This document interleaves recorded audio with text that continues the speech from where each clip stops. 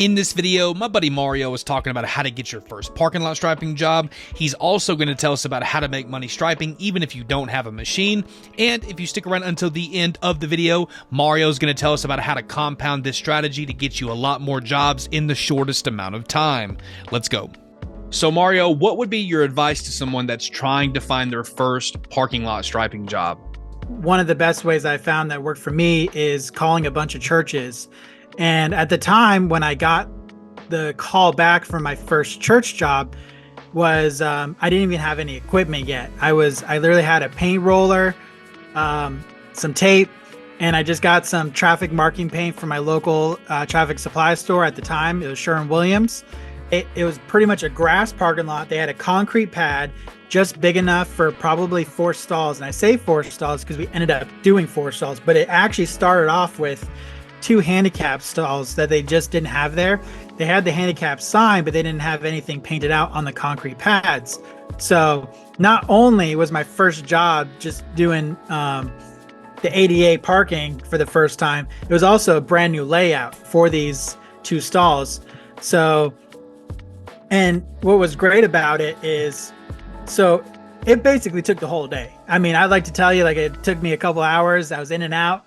But the learning curve of, like I said, this is why I love churches, because it gives you that flexibility of having the day and not the pressure of someone like, we need this lot open, right? You know, if this is a different type of business. So by coming out there, I got it looking right. You know, they were very happy with the 2 handicap stalls that we painted for them. I didn't know how to operate a painting machine at the time.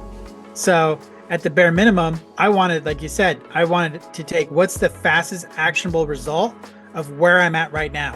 Not where, ideally, if in a perfect world, I would love to have like the top tier striping machine, right? Once I have that, then I'll start. And it's like, no, what do I have access to right now with my specific skill set and knowledge that I have right now?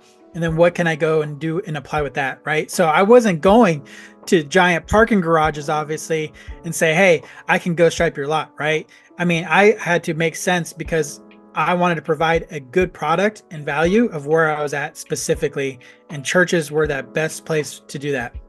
And then 2 days later, they actually called me back and they wanted the other half of the concrete pad repainted. And then that's what gave me the opportunity to charge a little differently as a minimum mobilization, because the first 2 was it was a partial donation to the church, and that's what allowed me to even get into the church in the first place. So I made some material cost money back, but most of the profits was a donation to the church itself. Why I found them so great is because they were the easiest to access in terms of finding that decision maker, right? So we can't start a job or find an opportunity, no matter how good the parking lot may look like, for us to go restripe or repaint.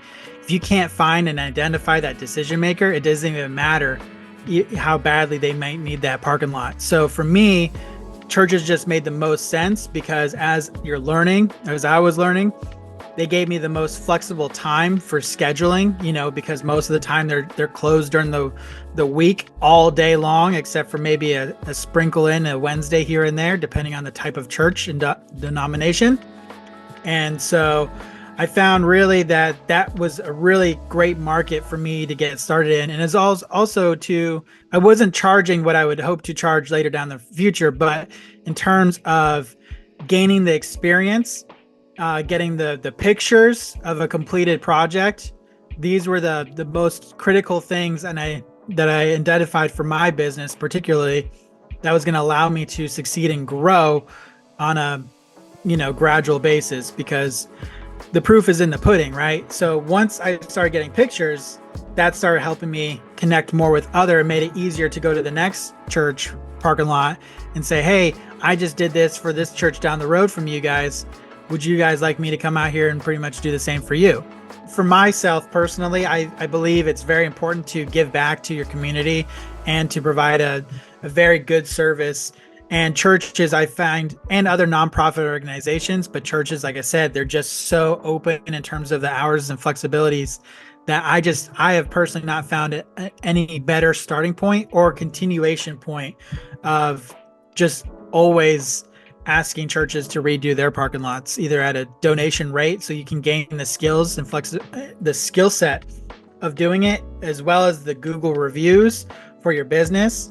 I mean, I did this without even having a Google profile page or a website at the time. This was like the very first thing. I wanted to test the waters to see, hey, before I go too deep into this, let's see if I can even get a customer, right? It doesn't matter how great my equipment is. I didn't want to go into debt buying a $15,000 machine and a $6,000 trailer and a brand new truck. If I knew, for one, I didn't even have the skill set yet to even sell in this type of marketplace, right?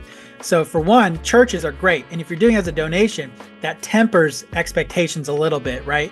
People are more lenient with your type of work. So if you come out there donating your services and they see you hand rolling, which I had to come over this limited belief, because I believe that people wouldn't be willing to pay for me if they were to see me hand rolling. Well, I do believe in having a professional appearance and look, and obviously if you can get the equipment, get the equipment.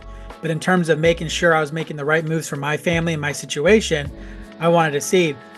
So by overcoming this limiting belief, I found that, for one, they didn't even care. They didn't even care that I was hand rolling at all. They were just like, kudos to you. I didn't know it took this much effort. That's what I got. They said, I didn't know it took this much effort to paint these parking lots. So, and that just like blew everything out of the water for me. And that's what really created that snowball effect of momentum of like, okay, well, this worked. So maybe let's go, like I said, let's go take these pictures. Let's take this review.